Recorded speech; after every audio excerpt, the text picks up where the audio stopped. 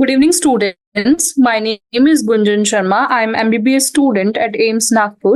So today we will start with chapter number 4 of class 12th biology, that is reproductive health. तो हम इसके NCERT exemplar solve करेंगे. First we will start with MCQs.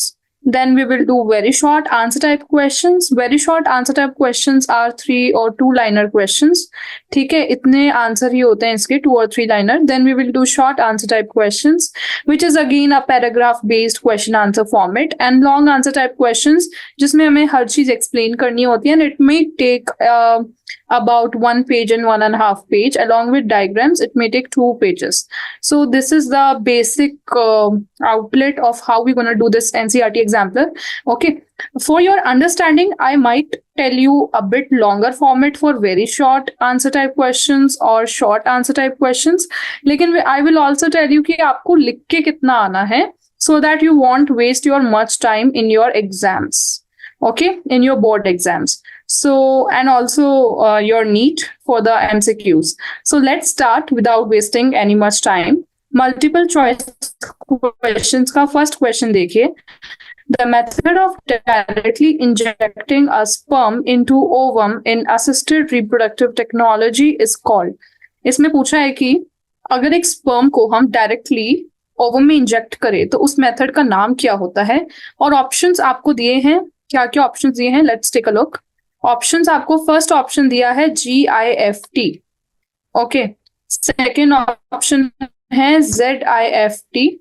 Third option है आपका ICSI, and last option है आपका क्या है? Option ET.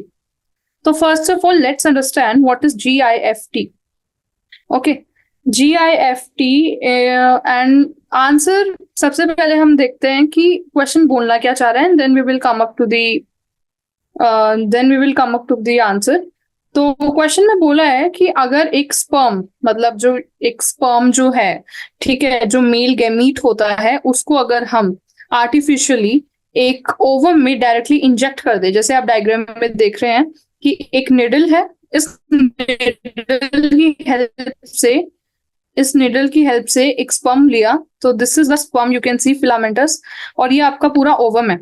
ठीक है, तो ये जो स्पर्म है ये आर्टिफिशियली हम एक ओवम में इंजेक्ट करके एक जाइगोट, एक एम्ब्रियो को अगर हम डेवलप करें आर्टिफिशियली इन विट्रो, ठीक है, तो उस पर्टिकुलर टेक्निक का नाम क्या है? ठीक है, तो ऑप्शंस पे अब वापस आते हैं. ऑप्शंस में सबसे पहला ऑप्शन है आपका GIFT. GIFT का फुल फॉर्म है गैमीट इंट्राफैलोपियन ट्रांसफर. क्या फुल फॉर्म है इसका? गैमीट इंट्राफैलोपियन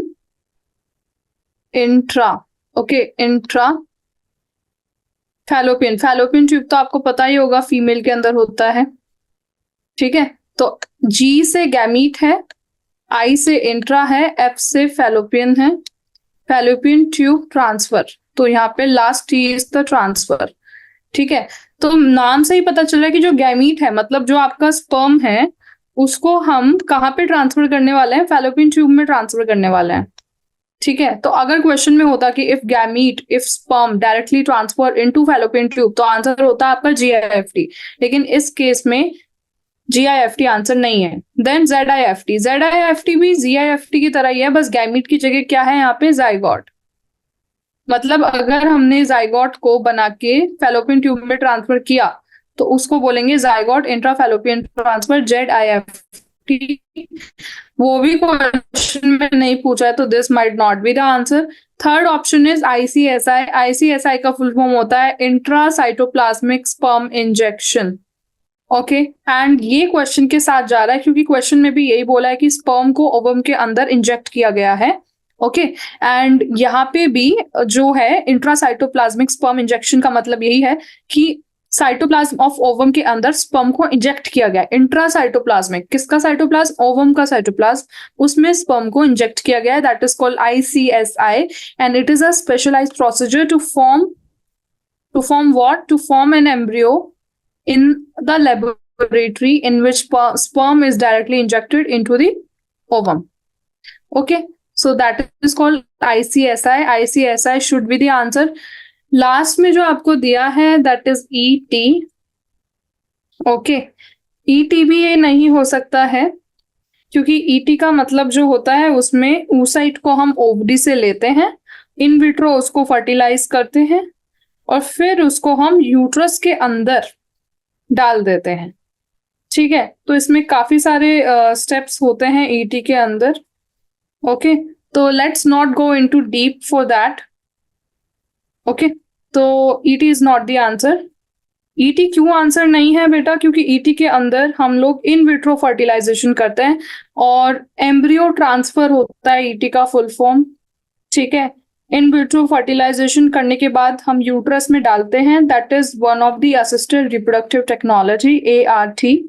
एंड क्वेश्चन के अंदर ऐसा कुछ नहीं दिया है, क्वेश्चन में सीधे सीधे पूछा है कि इस टेक्नोलॉजी का क्या नाम है जब एक स्पर्म को ओवम में इंजेक्ट किया जाता है।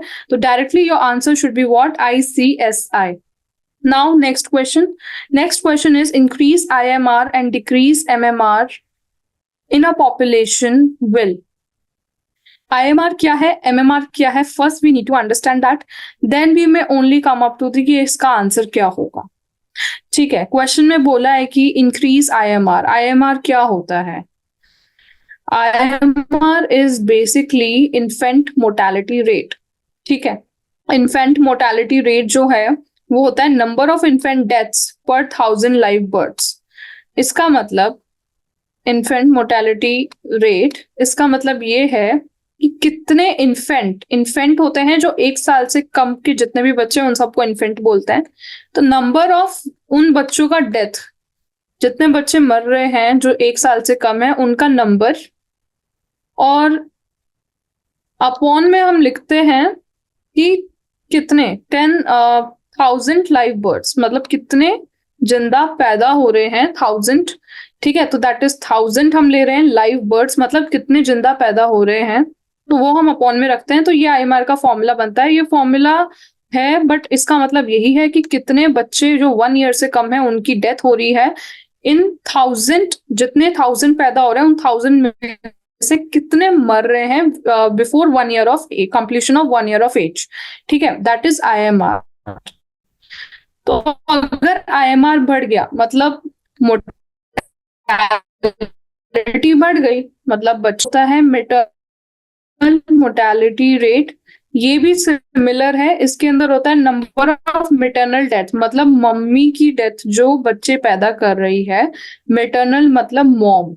ओके, मॉम की डेथ जो बच्चे पैदा कर रही है अपॉन में 100,000 लाइव बर्ड्स।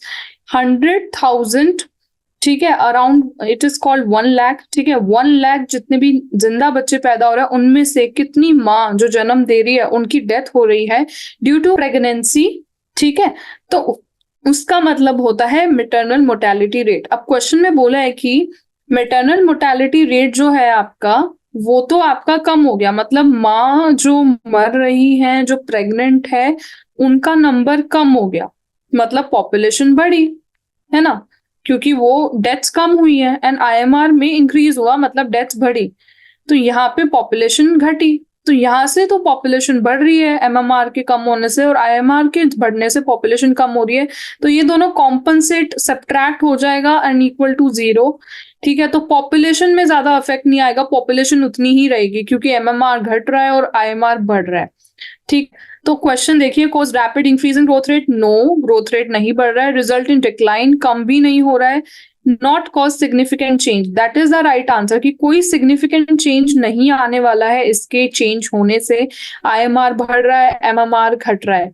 अगर क्वेश्चन में होता कि IMR भी बढ़ रहा है और MMR भी बढ़ रहा है तो डिक्लाइन हम लिखते, और क्वेश्चन में होता कि IMR भी कम हो रहा है और MMR भी कम हो रहा है तो हम इंक्रीज लिखते ग्रोथ रेट के अंदर। तो थर्ड आपका आंसर होगा इस केस के अंदर। Now question number third. Question number third is asking, intensely lactating mothers do not generally conceive due to the। इसमें लिखा है कि जो लैक्टेटिंग मदर्स होती हैं, ठीक है, जो लैक्टेट कर रही हैं, लैक्टेटिंग का मतलब है कि प्रेगनेंसी और होने के बाद जब बच्चा डिलीवर हो जाता है उसके बाद जो फेज आता है मदर का, जिसमें वो फीड करती है बच्चे को विद हर ओन मिल्क, ठीक है, दैट इज कॉल्ड लैक्टेशन। खुद के मिल्क से फीड करना बच्चे को आफ्टर प्रेगनेंसी, तो वो जो लैक्टेटिंग फेज होता है मदर का, उसमें मदर कंसीव का मतलब है प्रेगनेंसी नहीं हो सकती है मदर को। इसका रीजन पूछा है यहाँ पे, क्या होगा इसका रीजन? तो ऑप्शंस आपको दिए हैं, सप्रेशन ऑफ गोनाडोट्रोफिन्स, ठीक है, पहले सारे ऑप्शन देख लेते हैं। सेकंड ऑप्शन है hyper secretion of gonadotropin, third option है suppression of gametic transport, fourth option है सप्रेशन ऑफ फर्टिलाइजेशन। ठीक है, तो देखिए आपको ये समझना होगा कि लैक्टेटिंग मदर मतलब ब्रेस्ट फीडिंग फेज जब चल रहा है बच्चों माँ का, तब हार्मोनल चेंजेस होते हैं हमारी बॉडी में कुछ। जब ब्रेस्ट फीडिंग फेज चल रहा है तो कुछ हार्मोनल चेंजेस होते हैं बॉडी के अंदर। वो हार्मोनल चेंजेस ही रिस्पॉन्सिबल होते हैं कि मदर प्रेग्नेंट दोबारा नहीं हो सकती है इन दैट फेज। उस फेज के बाद हो सकती है, पर उस फेज में नहीं हो सकती है, क्योंकि उस फेज में एक तो मेंसेस नहीं आते हैं, मदर के मेंस्ट्रुअल साइकिल नहीं होती है कंटिन्यू, ठीक है, ओवम का प्रोडक्शन नहीं होता है, ठीक है। तो ये क्यों होता है? क्योंकि गोनाडोट्रोफिन जो ओवम प्रोडक्शन में हेल्प करते हैं, जैसे LH एंड FSH, वो सब सप्रेस हो जाते हैं, ठीक है, वो उस फेज में नहीं होते हैं, ठीक है।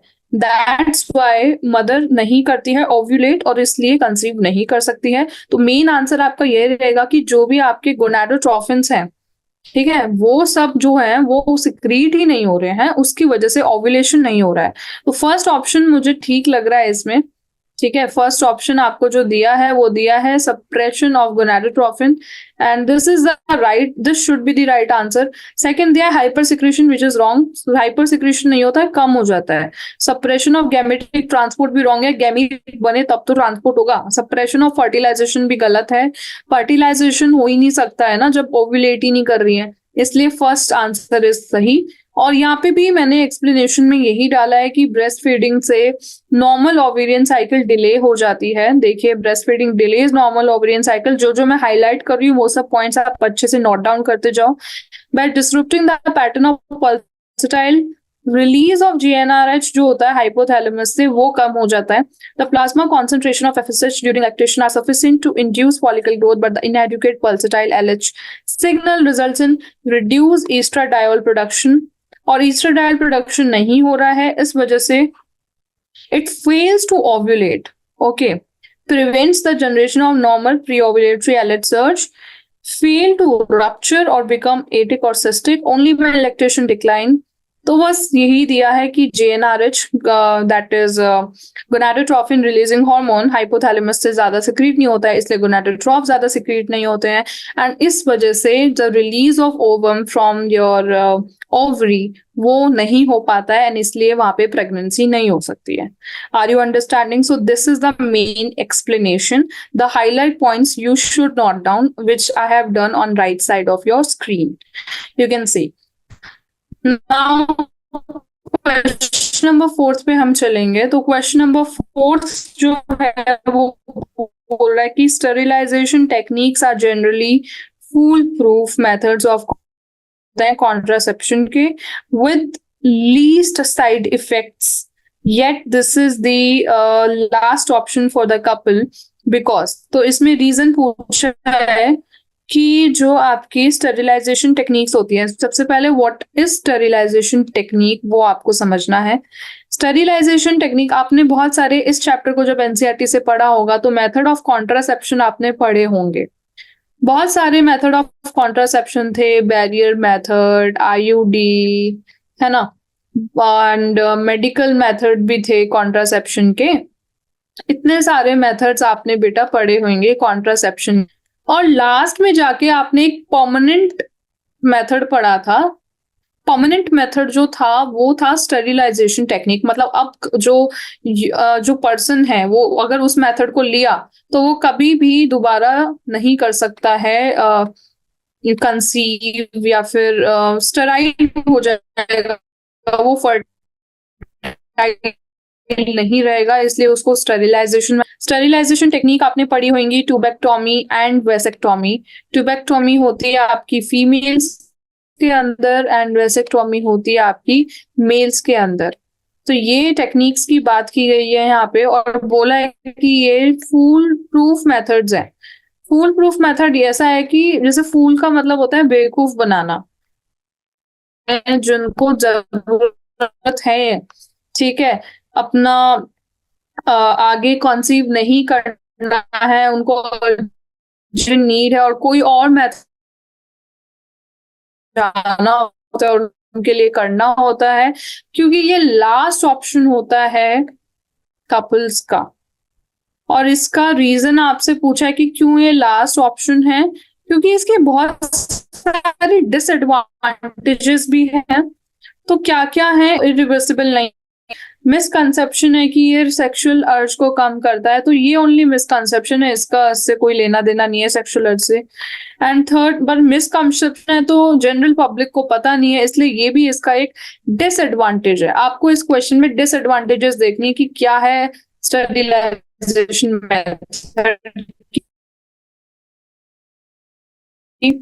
डायग्राम से समझाऊंगी कैसे करते हैं, तो यू विल अंडरस्टैंड कि कैसे सर्जिकल प्रोसीजर है। एंड फोर्थ है कि lake of sufficient facilities in many parts of the country, मतलब कि सफिशिएंट फैसिलिटीज नहीं है इसको करने के लिए, क्योंकि इसके लिए एक सर्जिकल स्किल चाहिए, है ना, और ये एक्सपेंसिव प्रोसेस भी होता है। और बड़े बड़े मतलब जो टर्शरी सेक्टर्स होते हैं, छोटे हॉस्पिटल्स में नहीं होता है ये, ठीक है, इसलिए बहुत सारे पार्ट ऑफ द कंट्री में होता ही नहीं है, तो ये भी एक इसकी डिसएडवांटेज है। तो मेरे को ये चारों ऑप्शन ही इसके डिसएडवांटेज लग रहे हैं, जिस वजह से ये लास्ट ऑप्शन होता है। तो मुझे तो फोर्थ आंसर ही कलेक्ट रखा है, जिसमें चारों ऑप्शन दिया है, first, second, third and fourth, and this should be the right answer. ठीक है, तो देखिए मैं आपको डायग्राम से समझाती हूँ कि कैसे ये किया जाता है। तो फर्स्ट डायग्राम दिया है आपको ट्यूबेक्टोमी का।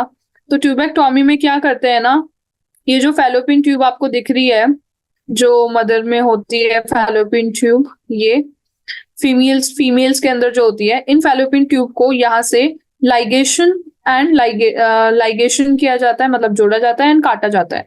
तो यहाँ से एक कट लगाया जाता है, यहाँ से एक कट लगाया जाता है, और फिर इसको बांध दिया जाता है, जिससे जो ओवम का ट्रांसफर है वो इसके बीच में रुक जाए, ओवम ट्रांसफर नहीं होगा। तो that is called tubectomy, that is female sterilisation. Male sterilisation के अंदर वैसेक्टोमी होता है, जो वासा डिफरेंस होता है, जहां से स्पर्म का ट्रांसफर होता है थ्रू पीनस, उसको ही बीच में काट दिया जाता है और वहां पे बंद कर दिया जाता है, बांध दिया जाता है, जिससे स्पर्म का ट्रांसफर ना हो। That is called male sterilisation vasectomy. यहाँ पे आप देख सकते हैं कि कैसे फैलोपियन ट्यूब को काट के बांधा गया है। तो पहले तो इसको ऐसे काटा है, फिर इसको बांधा है, जिससे कि कुछ फ्लो ना हो वहां से, एकदम रुक, ठीक है, जैसे लटके ना, लेकिन कोई ट्रांसफर नहीं हो सकता। That is called tubectomy. Now next question तो बहुत ही है, मतलब आपने अगर एनसीईआरटी अच्छे से पढ़ी होगी तो आप आराम से बता दोगे क्वेश्चन देखते ही। क्वेश्चन में बोला है कि a national level approach to build up और reproductively healthy society was taken up in our country in, मतलब एक नेशनल लेवल का अप्रोच एक रिप्रोडक्टिवली हेल्दी सोसाइटी बनाने के लिए हमारी कंट्री के अंदर कौन से ईयर में लिया गया था।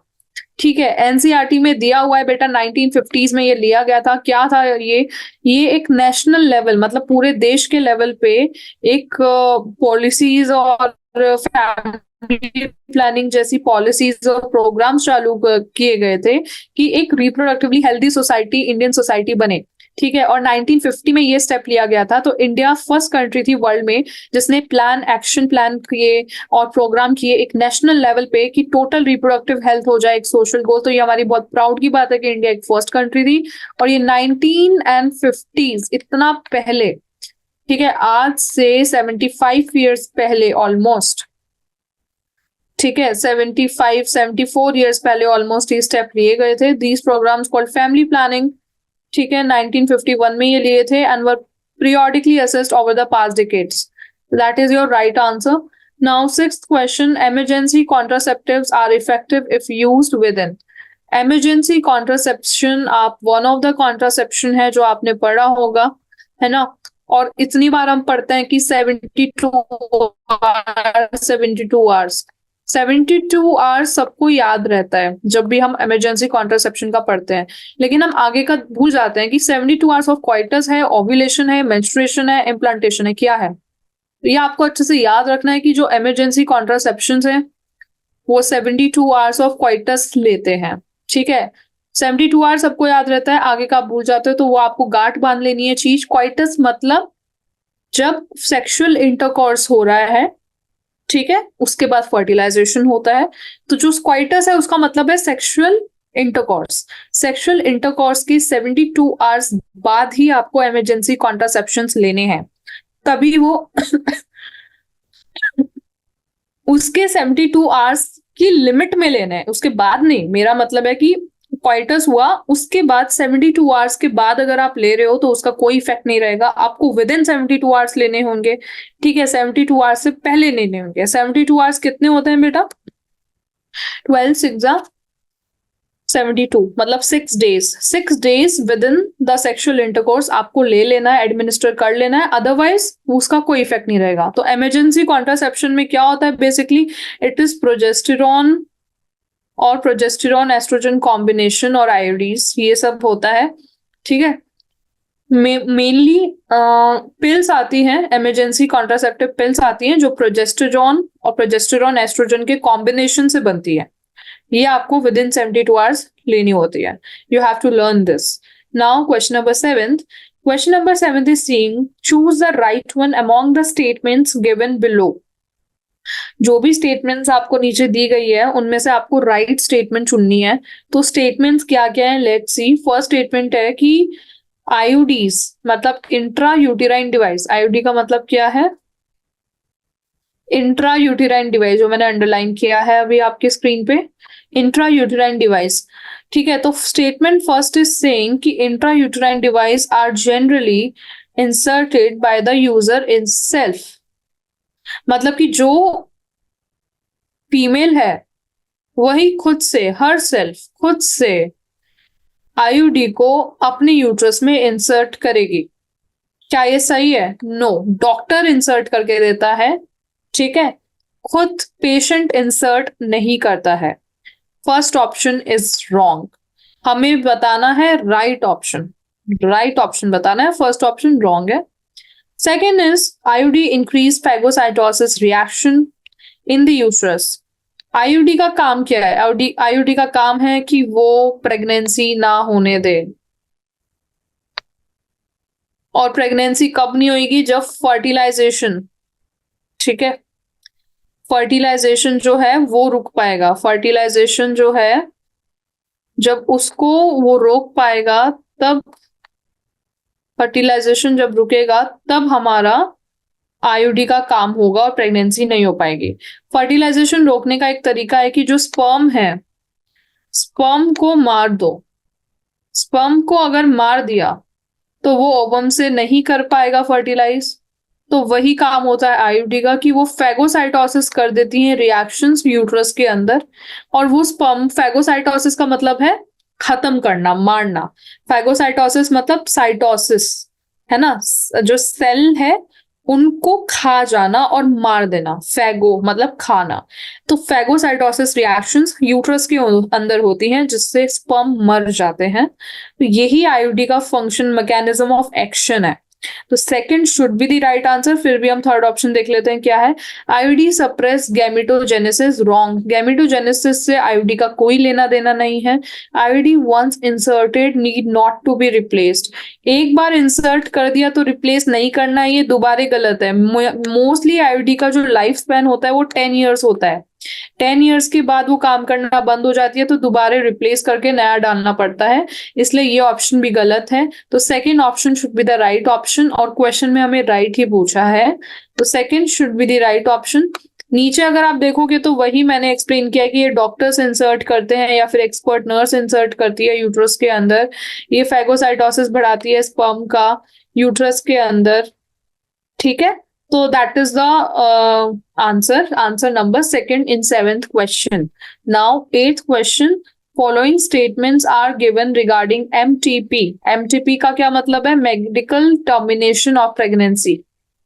ठीक है, मेडिकल टर्मिनेशन ऑफ प्रेगनेंसी। अच्छा बेटा, आईयूडी का एक बार डायग्राम भी देख लीजिए। आईयूडी जैसे कॉपर टी वगैरह ना, ये सब आईयूडी के एग्जाम्पल होता है। ये जो यहाँ पे मैंने दिखाया है डायग्राम में, ये कॉपर टी है जो टी शेप का है। इसको ना यूट्रस के अंदर डाला जाता है, तो वो एक बार डायग्राम में देख लो जिससे आपको अंडरस्टैंडिंग अच्छे से हो जाए। ये आपका यूट्रस है बेटा, फीमेल के अंदर, दिस इज योर यूट्रस। ठीक है, और ये यूट्रस की वॉल्स है, मायोमेट्रियम है बाहर की तरफ, अंदर की तरफ एंडोमेट्रियम है, और ये यूट्रस का केविटी है जहाँ पे बच्चा कंसीव करता है। ठीक है, इम्प्लांट होता है और बच्चा वूम में रहता है, तो इधर यूट्रस के अंदर रहता है। ओवरी से यहाँ से ओव्यूल आता है, यहाँ से स्पर्म, नीचे वेजाइना है, ये सर्विक्स है, यहाँ से स्पर्म जाएगा। तो जब स्पर्म जाएगा तो ये जो आयोडी है, जो हमने यहाँ पे कॉपर टी लगाया है, इरेज करके दिखाती हूँ, आपको समझ आएगा अच्छे से। हाँ, तो देखिए ये जो आयोडी है, ये जो कॉपर टी है, ये ऐसे हमने यहाँ पे लगाया, इफ यू कैन सी। ठीक है, आई कैन जूम इन, या नाउ यू कैन सी। ये यहाँ पे कॉपर टी लगाया है। कॉपर टी कॉपर आयंस को रिलीज करेगा यूट्रस के अंदर, और लगातार जो है कॉपर टी जब रिलीज करेगा यूट्रस के अंदर, तो यहाँ से आपके जितने भी स्पर्म रहेंगे जो आपके वजाइना से एंट्री लेंगे, यहाँ से स्पर्म जो एंट्री लेंगे, इसमें कॉपर टी रिलीज होगा, कॉपर प्लस आयंस रिलीज होंगे, कॉपर प्लस 2। तो ये जो है, ये स्पर्म को फैगोसाइटोसिस कर देंगे, इनको स्पर्म को मार देंगे, जो भी स्पर्म होंगे इन सबको खत्म कर देंगे। तो ऐसे कॉपर टी लगाया जाता है, you can understand through this diagram. तो अब हम नेक्स्ट क्वेश्चन पे चलते हैं। नेक्स्ट क्वेश्चन आपका बोल रहा है कि क्वेश्चन नंबर 7, नहीं क्वेश्चन नंबर 8। क्वेश्चन नंबर बोल रहा है कि following statements are given regarding MTP. MTP क्या होता है? एमटीपी होता है मेडिकल टर्मिनेशन ऑफ प्रेगनेंसी। ठीक है, medical termination of pregnancy, MTP. Okay, मतलब प्रेग्नेंट हो गई है मदर, उसके बाद उसको प्रेगनेंसी टर्मिनेट करनी है, खत्म करनी है, तो मेडिकल टर्मिनेशन ऑफ प्रेगनेंसी है। तो कुछ स्टेटमेंट्स दी है। ओके, तो उन स्टेटमेंट में से करेक्ट ऑप्शन हमें चुनना है जो एमटीपी के लिए सही है।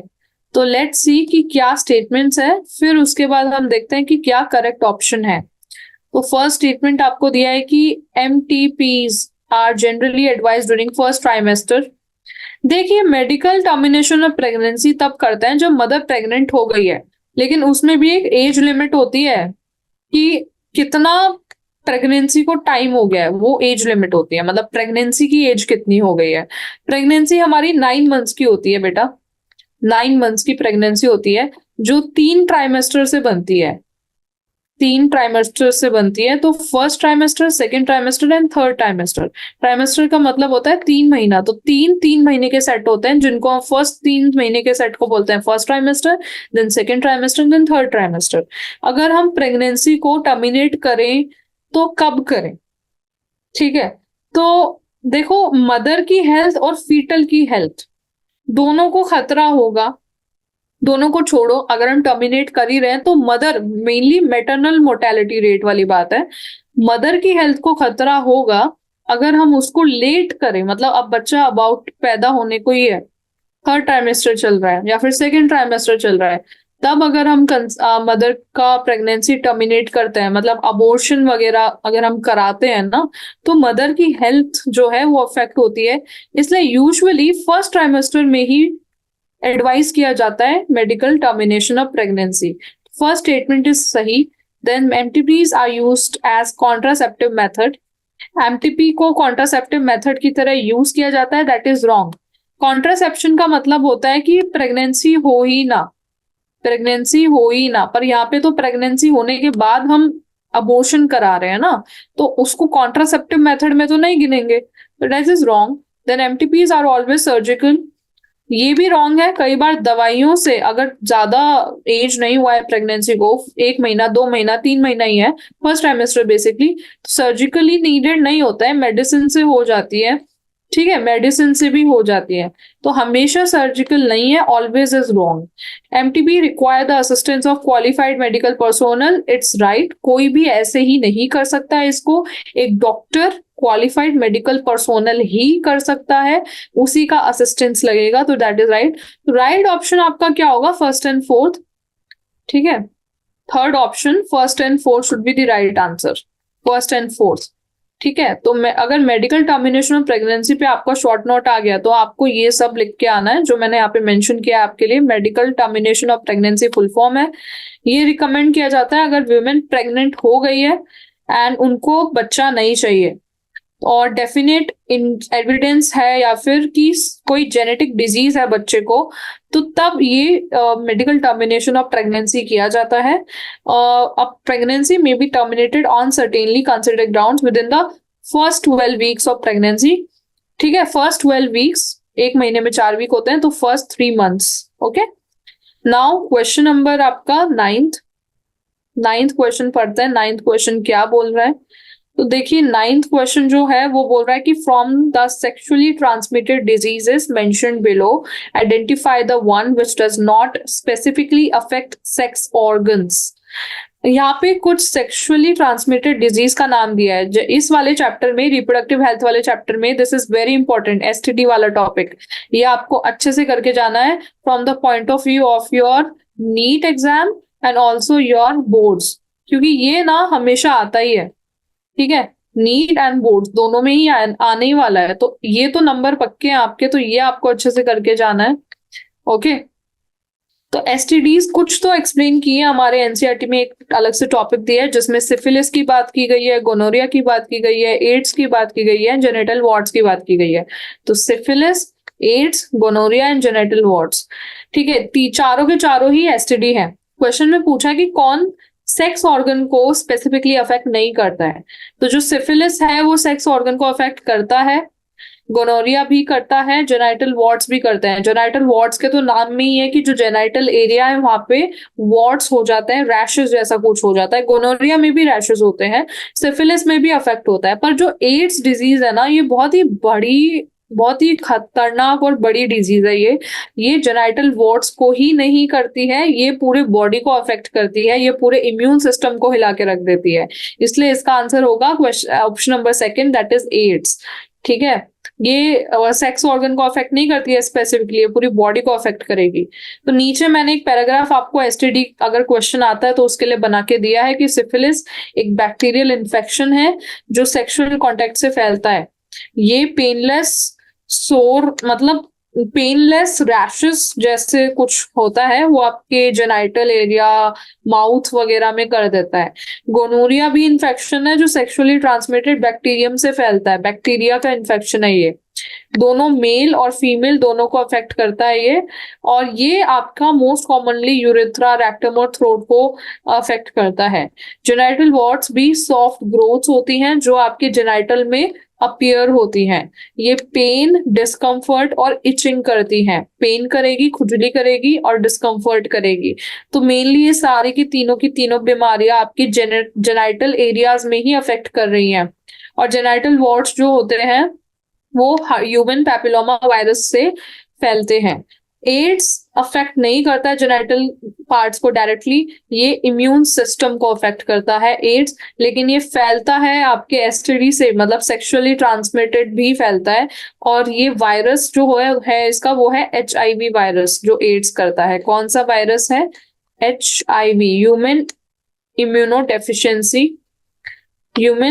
Immunodeficiency virus. ठीक है, HIV वायरस। उसके बाद क्वेश्चन नंबर 9 हो गया है। क्वेश्चन नंबर 10 बेटा, क्वेश्चन नंबर 10 बोल रहा है कॉन्ट्रासेप्शन बेस्ड क्वेश्चन है ये। इसमें बोला है कि condoms are one of the most popular contraceptives because of the following reasons. जो कॉन्डम्स हैं वो पॉपुलर कॉन्ट्रासेप्शन का मेथड है। ये तो आप अग्री करोगे कि हाँ कॉन्डम्स है, बिकॉज सारी जगह कॉन्डम्स ही मोस्टली यूज करा जाता है। तो क्या रीजन है कि कॉन्डम सबसे ज्यादा पॉपुलर है और मोस्ट कॉमन यूज किया जाता है? तो उसका आपको आंसर पूछा है कि क्या रीजन है। ऑप्शन देखते हैं। ऑप्शन में दिया है कि these are effective barriers for insemination. ठीक है, सबसे पहले कॉन्डम जो होते हैं वो कौन से टाइप का कॉन्ट्रासेप्शन मेथड है? That is barrier contraceptive method. Barrier का मतलब है कि ये पाथवे में, जो पाथ है जिसके थ्रू स्पर्म को पहुंचना है फीमेल बॉडी के अंदर, उस पाथ में एक बैरियर लगा दिया कि वो जा ही नहीं सकता। तो that is barrier contraception method. First option है कि ये इफेक्टिव बैरियर है इंसेमिनेशन के लिए। इंसेमिनेशन का मतलब है स्पर्म का फीमेल बॉडी में इंजेक्ट होना। तो स्पर्म इंजेक्ट हो ही नहीं पाता है क्योंकि बैरियर आ जाता है आपका कॉन्डम। That is right. ठीक है, first option is right. They do not interfere with coital act. That is also true कि इंटरकॉर्स में ये कोई भी प्रॉब्लम नहीं खड़ी करते हैं। जो कॉन्डम्स होते हैं, दे do not interfere with coital act. Third is these help in reducing the risk of STD. This is very important. जो कॉन्डम्स होते हैं that also help in reducing risk of STD. क्यों? क्योंकि जो वायरस का transfer है through your vagina into your body, वो भी कॉन्डम बैरियर मेथड है, वो रोक लेता है। तो थर्ड ऑप्शन भी आपका सही है। तो फर्स्ट है ऑल ऑफ दीज, तो all of these he right answer होगा क्योंकि तीनों ऑप्शन ही सही हैं आपके, जिस वजह से ये most common and popular. So question number 10th is saying condoms are one of the most popular contraceptive because of the following reasons। तो इस क्वेश्चन में हमें बताया है ऑलरेडी कि condoms most popular and most commonly use contraceptive already है, और पूछा है कि इसका रीजन क्या है। Okay, the reason they are asking to us. तो first of all they have given it कि they are effective barrier for insemination. तो सबसे पहले तो यू शुड नो कि आपने जब एनसीईआरटी पढ़ा था तो बैरियर कॉन्ट्रासेप्टिव का एक टॉपिक था, barrier contraceptive method. Okay, barrier methods of contraceptive. तो that is the barrier method condom. Barrier का मतलब है कि जो स्पर्म का ट्रांसपोर्ट है इनटू द फीमेल बॉडी, जो पाथवे है, जिस पाथवे से स्पर्म जा रहा है, दिस पाथवे जिससे स्पर्म जा रहा है, ये पाथवे, इसके बीच में एक बैरियर खड़ा कर देना, तो वो कॉन्डम का काम होता है। ठीक है, तो that is the barrier method. So first option is saying it is effective barrier. Barrier तो है। इंसेमिनेशन, इंसेमिनेशन का मतलब है the injection of sperm into the female vagina, okay, female body, तो दैट इज द इंसेमिनेशन। तो जो condoms है they are effective barriers of insemination, that is true. इनका सक्सेस रेट काफी अच्छा होता है। ठीक है, इनका failure rate is around 2 to 3%, which is very less. They do not interfere with coital act. Okay, तो it's again true, they do not interfere with coital act. Coital act का मतलब है कि सेक्सुअल इंटरकॉर्स का जो act है उसमें ये कोई भी इंटरफेरेंस नहीं करते हैं, तो that is again true. Third is these help in reducing the risk of STD. STD हमने जस्ट अभी पिछले क्वेश्चन में पढ़े, सिफिलिस, गोनोरिया, जेनिटल वॉर्ट्स, ये सब STD are sexually transmitted disease. तो जब ये बैरियर खड़ा होगा तो स्पर्म के साथ साथ जो भी वायरसेस एंड बैक्टीरिया होंगे वो भी फीमेल बॉडी में एक से दूसरी बॉडी में नहीं जा पाएंगे। ठीक है, तो इसलिए डिजीज का जो रिस्क है वो भी कॉन्डम की वजह से कम हो जाएगा। तो these help in reducing the risk of STD. तो the right option would be fourth, that is all of these. ये सारे के सारे जो ऑप्शंस आपको ऊपर दिए हैं वो कॉन्डम के लिए ठीक है। तो answer would be question number fourth. And for instance, you can see the diagram. Condoms look like this. Okay, if in the practical someone asks you, then you are able to tell that how it looks like. The condom looks like this. And then if condom पे अगर आपका पूरा आता है paragraph, तो you can write this कि condom जो है वो किससे बनते हैं, ये रबर और लेटेक्स शीट से बनते हैं। ठीक है, the highlight part you should also note down along with me. Thin rubber और लेटेक्स शीट से कॉन्डम का फॉर्मेशन होता है। ये कवर करता है मेल पीनिस को मेल के अंदर और वेजाइना एंड सर्विक्स को female. Condoms are off for both gender, female condoms भी आते हैं, मेल कॉन्डम्स भी आते हैं। Just before the coitus they have to cover so that the ejaculated semen would not enter into the female reproductive tract. This can prevent conception. Conception मतलब pregnancy को ये रोकता है। The use of condom has increased in recent years due to its additional benefit of protecting the user. ये जो इसका use है, जो एक commonly use हो रहा है, ये recent years में ही बढ़ा है due to its additional benefit. क्या additional benefit? Protecting the user from contracting STD and AIDS. STD and AIDS ना हो जाए तो ये भी इसका वन ऑफ द बेनिफिट है, जिस वजह से ये हाई डिमांड पे है और मोस्ट कॉमनली यूज किया जाता है। तो that is all about condom as an barrier method of contraception. Now question number 11th। Question number 11th पूछ रहा है कि choose the correct statement regarding ZIFT procedure. ZIFT procedure is what? ZIFT, zygote intrafallopian tube transfer. ठीक है, zygote intrafallopian tube transfer. Diagram में you can see how it has been done. I will tell you बाद में। सबसे पहले options देखते हैं क्या क्या दे रखे हैं। आपको करेक्ट स्टेटमेंट पता लगाना है जिफ्ट प्रोसीजर के रिगार्डिंग। फर्स्ट ऑप्शन है ova collected from the female donor are transfer to the fallopian tube to facilitate zygote formation. ठीक है, तो दैट इज रॉन्ग। जिफ्ट का मतलब ही क्या है? जिफ्ट का मतलब है जाइगोट इंट्राफेलोपियन ट्रांसफर। मतलब जाइगोट बना लिया है इन विट्रो, अब उसको फेलोपियन ट्यूब में बस ट्रांसफर करना है। ठीक है, जाइगोट इन विट्रो बना दिया गया है, उसको ट्रांसफर करना है इन फेलोपियन ट्यूब। फर्स्ट ऑप्शन में तो दिया कि ओवा को ट्रांसफर कर रहे हैं, दैट इज रॉन्ग। ओवा को ट्रांसफर नहीं करते हैं। Second is zygote is collected from a female donor and transfer to the fallopian tube, that is correct कि जाइगोट को ही ट्रांसफर किया जाता है फेलोपियन ट्यूब में, तो that is the correct option. Third is zygote is collected from female donor and transfer to the uterus, that is again wrong. Intrafallopian transfer है वो, इंट्रा यूटेराइन ट्रांसफर नहीं है, आईयूटी नहीं है वो, इसलिए that is again wrong. Ova collected from a female donor and transfer to the uterus is again wrong. Uterus में तो ट्रांसफर हो ही नहीं रहा है, तो लास्ट दो ऑप्शन तो वैसे ही गलत है। Right option would B option number second. कैसे करते हैं that you can understand through this diagram. First step होता है कि ओवरी से एग लिए जाते हैं, ठीक है, एंड उसके बाद जब ओवरी से फर्स्ट स्टेप ये होता है, ओवरी से एग निकाले जाते हैं और इन विट्रो मतलब लेबोरेटरी के अंदर ही सीमेन होता है, सीमेन में उसका फर्टिलाइजेशन किया जाता है, फिर जो जाइगोट बनता है उसको फेलोपियन ट्यूब के अंदर ट्रांसफर कर दिया जाता है। ये फेलोपियन ट्यूब है, यहाँ पे ट्रांसफर किया जाता है, that is called GIFT procedure. Okay, now question number आपका 12th, the correct surgical procedure as a contraceptive method is. Contraceptive method को चल के कौन सा करेक्ट सर्जिकल प्रोसीजर है?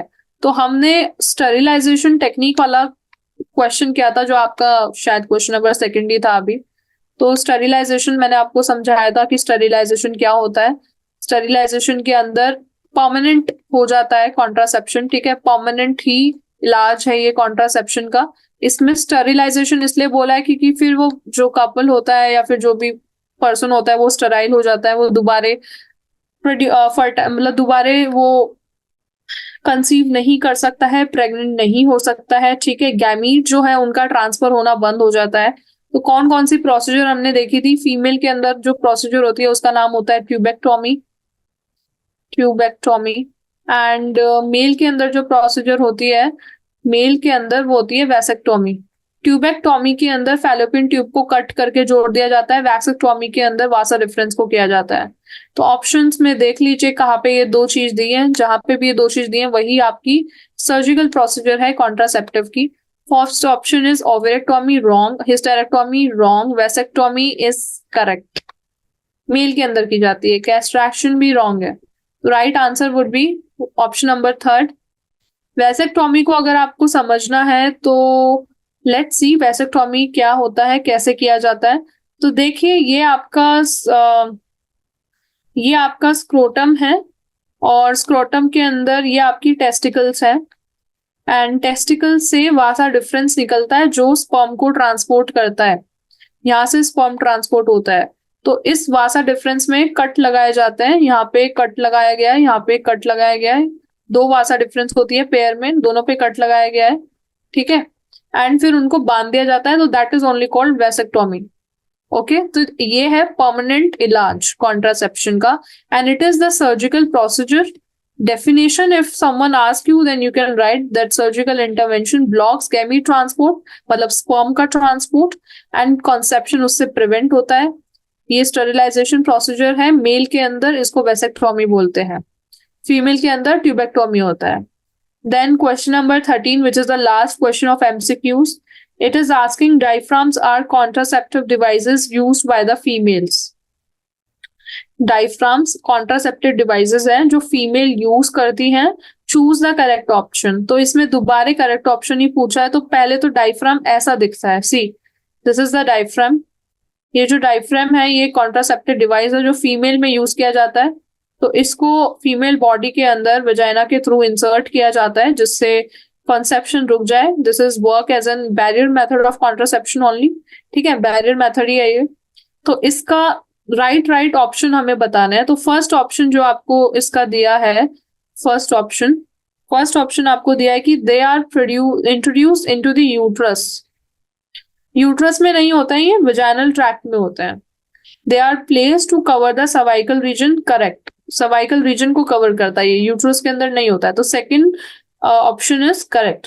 Third, they act as physical barrier for sperm entry, that is again correct, ये barrier method ही है। Third, they act as spermicidal agent, wrong, ये स्पर्म को मारता नहीं है जैसे आईओडीज मारते हैं, ये बस बैरियर की तरह काम करता है। तो second and third is right statements regarding diaphragm. तो your answer would be second and third.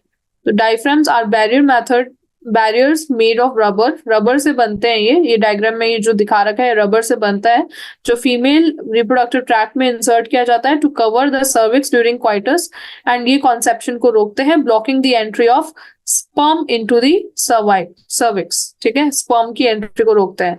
Now very short answer type of questions. तो फर्स्ट क्वेश्चन आपका है, reproductive health refers only to healthy reproductive functions. ठीक है, तो उस पे हमें कमेंट करना है। तो रिप्रोडक्टिव हेल्थ जो है वो स्टेटमेंट दिया है कि रिप्रोडक्टिव हेल्थ रेफर करता है एक हेल्दी रिप्रोडक्टिव फंक्शन, इस पे कमेंट करना है। तो पहले तो समझिए what is reproductive health. Reproductive health जो है वो रेफर करता है healthy reproductive life with healthy reproductive organs, उनकी normal functioning and ensuring emotional, social and physical wellbeing. जब भी हमने हेल्थ की डेफिनेशन पढ़ी है हमेशा, तो हेल्थ की डेफिनेशन में 3 कंपोनेंट्स आपके आते हैं। कौन कौन से कंपोनेंट आते हैं? आपका इमोशनल हेल्थ, आपका फिजिकल हेल्थ और आपका सोशल हेल्थ। तो देखो, जब भी आपको हेल्थ, किसी भी तरह की हेल्थ, चाहे रिप्रोडक्टिव हेल्थ हो चाहे आपकी नॉर्मल हेल्थ हो, ऐसा क्वेश्चन आएगा तो आपको इन 3 चीजों का जिक्र करना ही है। ठीक है, क्या क्या है वो? ये आपकी है emotional, social and physical wellbeing. And overall reproductive health की बात की गई है, तो रिप्रोडक्टिव लाइफ हेल्दी हो विद हेल्दी रिप्रोडक्टिव ऑर्गन्स। ठीक है, तो ये होता है आपका रिप्रोडक्टिव हेल्थ। तो क्वेश्चन में बोला है कि reproductive health refers only to healthy reproductive functions, तो ये गलत है। ओनली हेल्दी रिप्रोडक्टिव फंक्शंस नहीं है, उसके अलावा भी आपकी इमोशनल, सोशल, फिजिकल वेलबींग भी है। ठीक है, तो ये आपको कमेंट करना है। Only healthy reproductive function, the statement given reproductive health refers to only this is incorrect. इसलिए ये स्टेटमेंट इनकरेक्ट है, आपको लिख के आना है, क्योंकि इसमें मैंने अभी बताया इमोशनल, सोशल, फिजिकल, ये 3 फैक्टर्स भी इंक्लूड होते हैं। This is because reproductive health does not mean only healthy reproductive function, it includes reproductive health in all aspects, जैसे फिजिकल, सोशल, इमोशनल। तो समझ आया ना? जो बोला वो लैंग्वेज में लिख दिया। ठीक है, question number second, comment on the reproductive and child health care programme of the government to improve the reproductive health of people. इसमें बोला है कि reproductive and child health care के जो भी गवर्नमेंट ने प्रोग्राम निकाले हैं, वो थोड़ा हमें बताइए। जो गवर्नमेंट ने प्रोग्राम्स बनाए हैं रिप्रोडक्टिव हेल्थ को सुधारने के लिए, बहुत सारे प्रोग्राम्स हैं, लेकिन हम वही मेंशन करेंगे जो एनसीईआरटी में दिए हैं। ठीक है, एनसीईआरटी बेस्ड ही हम बात करेंगे। तो आपने एनसीईआरटी के चैप्टर में पढ़े होंगे प्रोग्राम्स। आरसीएच इज बहुत ही कॉमन और फेमस प्रोग्राम है, that is reproductive and child health programme. ठीक है, इसमें चाइल्ड का भी हेल्थ देखा जाता है और reproductive health of female mostly and देखा जाता है। तो ये जो है ये कम्बैट एंड रिड्यूस करता है mortality rate and infant mortality rate and maternal mortality rate, दोनों रेट्स को ये कम करता है। तो mother, infants and children, that is RCH programme. कौन सा प्रोग्राम है ये? आरसीएच प्रोग्राम है। ठीक है, reproductive and child health programme. तो इंपॉर्टेंट फैक्ट्स इस प्रोग्राम के ये हैं कि ये प्रोग्राम चालू हुआ था अक्टूबर 1997 में। इसने पब्लिक अवेयरनेस की थी about reproductive health and its importance rural India, मतलब गांव गांव में जाके, रूरल इंडिया में जाके अवेयरनेस कैंप्स लगाए गए थे, अवेयरनेस के कैंप्स, लोगों को जागरूक किया गया था कि रिप्रोडक्टिव हेल्थ बहुत इंपॉर्टेंट होती है एंड कितना फैमिली साइज होना चाहिए, कितना नहीं होना चाहिए, कैसे डिलीवरी होनी चाहिए, हॉस्पिटल्स में जाके ही डिलीवरी करनी चाहिए। तो ये सब आरसीएच प्रोग्राम के अंडर किया गया था। Health of the mother and a child इसका मेन मोटो था। बिल्ड करता है facility for a reproductive healthy society. RCH का जिक्र आपकी एनसीईआरटी में किया है, तो आपको आरसीएच प्रोग्राम के बारे में पूरा अच्छे से एक्सप्लेन करके लिख के आना है। Now question number third, the present population growth rate in India is alarming, suggest ways to check it. मतलब इसमें बोला है कि जो ग्रोथ रेट फिलहाल इंडिया का चल रहा है वो बहुत ही अलार्मिंग है। अलार्मिंग का मतलब यहाँ पे ये है कि जो ग्रोथ रेट है इंडिया का वो बहुत तेजी से, ठीक है, बढ़ रहा है। हमारी पॉपुलेशन पूरे वर्ल्ड में सेकंड लार्जेस्ट पॉपुलेशन है और डेंसिटी तो हमारी हाईएस्ट है पूरे वर्ल्ड में, पॉपुलेशन डेंसिटी। इसका मतलब ये है कि जो पॉपुलेशन ग्रोथ है वो हमारी हर साल बहुत तेजी से बढ़ रही है। एंड ये देश के लिए अच्छा भी है, पर ज्यादा अच्छे से ज्यादा ये बुरा है, क्योंकि देश में इतने रिसोर्सेज नहीं है और पॉपुलेशन बहुत ज्यादा बढ़ रही है। दैट्स वाई यहाँ पे अलार्मिंग टर्म का यूज किया गया है। तो हमें सजेस्ट करने हैं कुछ वेज टू चेक इट, मतलब कि इस ग्रोथ रेट को कम करने के लिए कुछ वेज, कुछ रास्ते हमें बताने हैं। तो पहला तो हम सॉल्यूशन यही देंगे कि हमें जागरूक करना पड़ेगा लोगों को कि स्मॉल फैमिलीज रखें, फैमिली प्लानिंग करें, कॉन्ट्रासेप्टिव मेथड और बर्थ कंट्रोल मेथड को यूज करें, जिससे एक तो बीमारियां ना हो, एसटीडी ना फैले, दूसरा ग्रोथ रेट भी कंट्रोल में आ जाए। तो फर्स्ट सॉल्यूशन वही है। तो you will write by motivating smaller families to use contraceptive methods or birth control methods. Second, by providing incentives to couples with small families, मतलब अब उनको जागरूक तो कर दिया, लेकिन वो लोग, उनको कुछ फायदा होगा जब फैमिलीज को, तभी वो सब फॉलो करेगा ना जो गवर्नमेंट बोल रही है। तो इसके लिए गवर्नमेंट ने एक प्रोग्राम निकाला है कि जो फैमिली इन सब चीजों को फॉलो करेगी उनको हम इंसेंटिव्स देंगे। इंसेंटिव्स मतलब उनको थोड़ा सा मनी वगैरह हम देंगे, जिससे कि वो इन सब चीजों को फॉलो भी करें। तो इंसेंटिव्स दिए to couples with small families, जिससे फैमिली मोटिवेट हो टू हैव स्मॉलर फैमिलीज। ठीक है, ये आपकी एनसीईआरटी में लिखा है।